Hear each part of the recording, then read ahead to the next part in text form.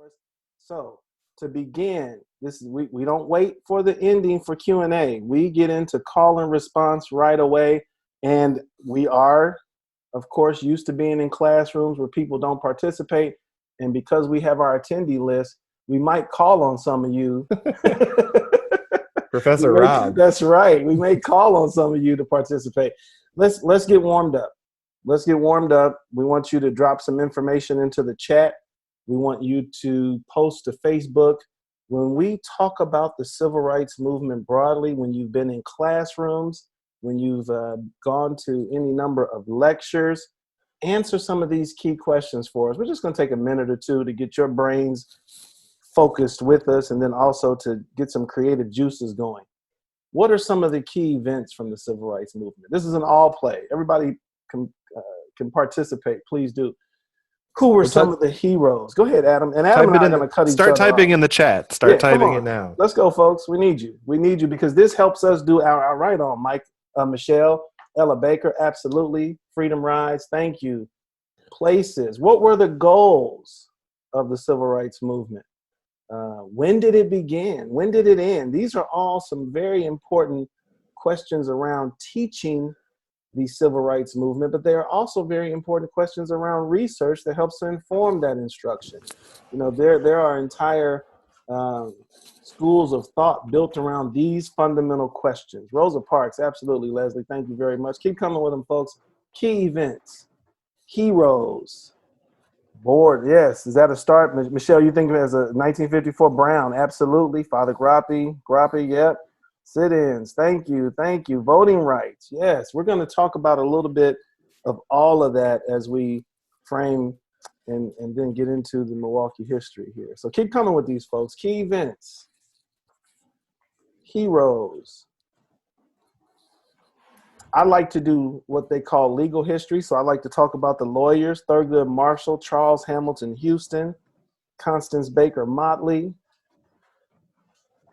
Tanya just said yes. Lloyd Barbie, absolutely. I like the lawyers. But not only the lawyers, let's also keep in mind the people who had the resolve and the legal ingenuity and the legal activism to be the actual named plaintiffs in those key cases. What did it take for parents to challenge school segregation? What did it take for laborers to challenge Jim Crow in industry?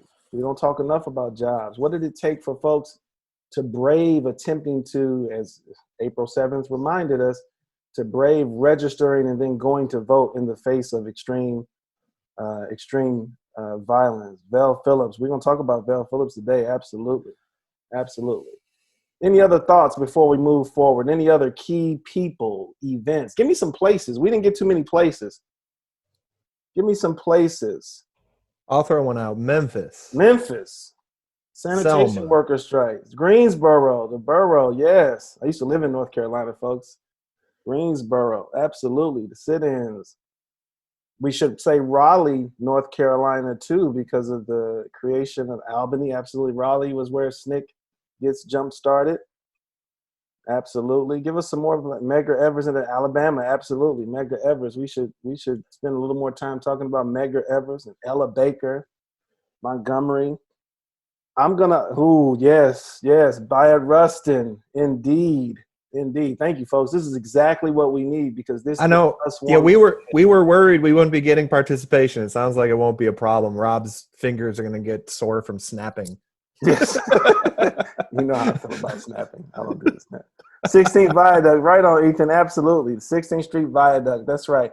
So we are warming this up because the point is indeed that you can go across the country and find some very important civil rights histories, particularly here in Milwaukee, Wisconsin. Let's get going with our other components. All right. So in terms of this question around teaching the civil rights movement, and specifically for our question, teaching the open housing marches. Part of what we like to do is frame this narrative for us. We want to put this local struggle in the broader national and the longer historical struggle around Black equality and efforts to secure first-class citizenship. And so there's 4 key points that I'll start with, and the process will work. And folks, you keep dropping information into the chat. We will keep responding to them as well. This is interactive. Please keep that in mind. We do better when we are moving along in this dynamic way.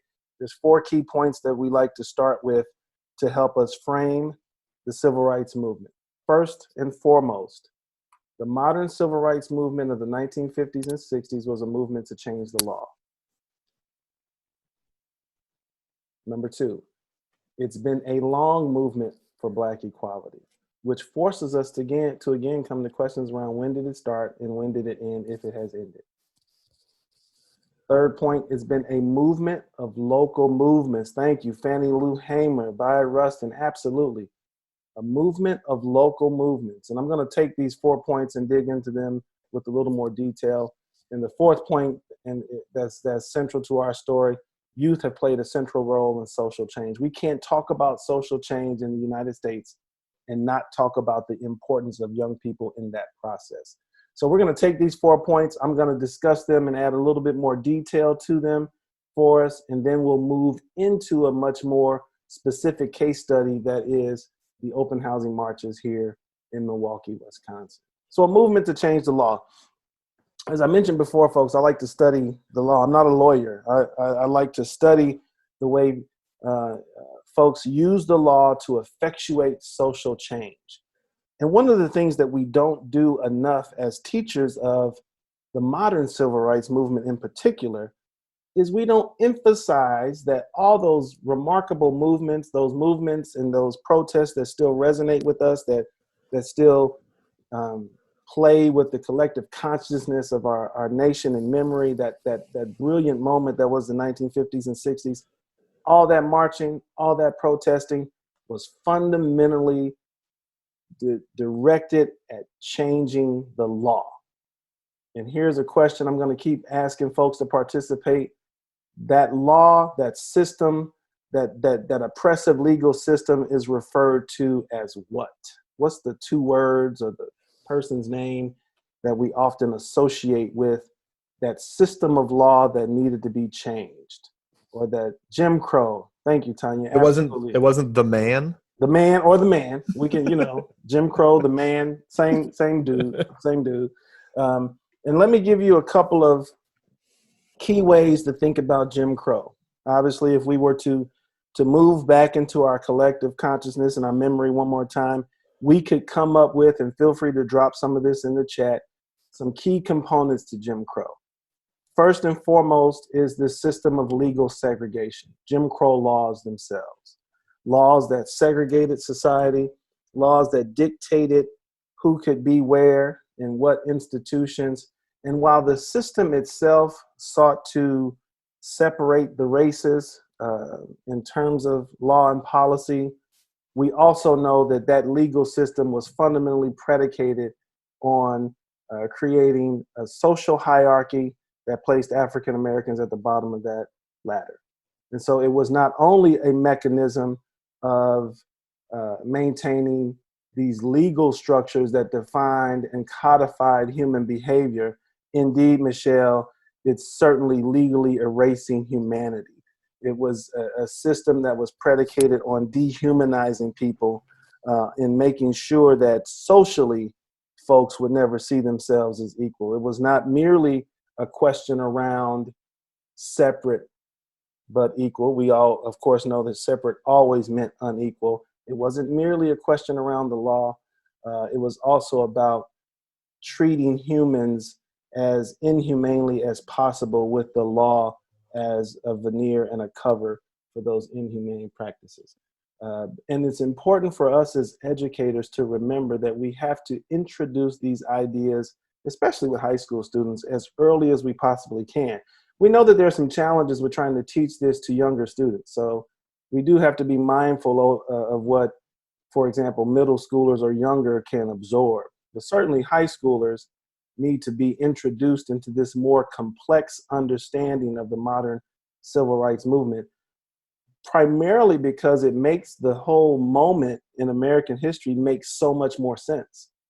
You know, it fundamentally allows for us to dig into a richer and deeper contextualizing of the 1950s and 60s when we shape these conversations around and through the prism of people actually making concerted efforts to change the law, using the United States Constitution, the 14th Amendment, to do so, using as much of their own legal activism as possible to change that system. Jim Crow, fundamentally, though, is predicated on legal segregation, right? It's that system of law, that body of law that we know created the separation of the races. But it was also managed and maintained by wide-scale disfranchisement, the removing of African Americans from the political process, certainly by the 1880s and 1890s, well into the 1960s, which is why the Voting Rights Act of 1965 was so important and so critical.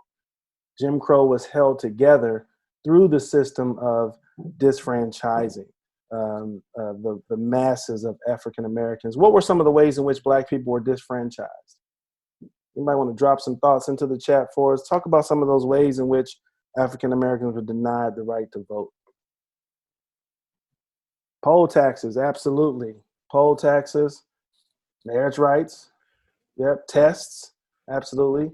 Vouchers, absolutely. Poll taxes, literacy tests, grandfather clauses, if your grandfather can vote prior to the Civil War or some language of that effect. You had all kinds of mechanisms. And throughout the 20th century, there were various legal challenges that sought to weaken those disfranchising mechanisms. But fundamentally, the Civil Rights Act, the Voting Rights Act of 1965 was critical.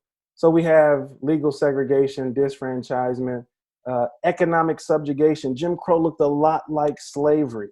Folks were forced into systems that were very, very reminiscent of the era that dominated the United States history for several hundred years, chattel slavery, where Southerners, Black and white, Black Southerners in particular for our conversation, were forced into sharecropping, forced onto into the system of the agricultural industry of the South that exploited workers through sharecropping and tenant farming.